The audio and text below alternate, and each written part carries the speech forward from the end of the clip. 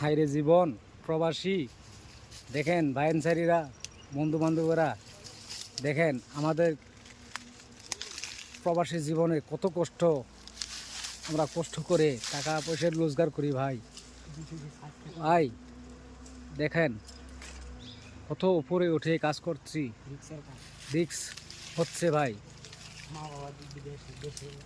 মা বাবা, বাচ্চা, বউ বিটি সব ঘরে রেখে এখানে আমরা কাজ করি। দেখেন মাস শেষে টাকার জন্য কত কিছু করছি আমরা।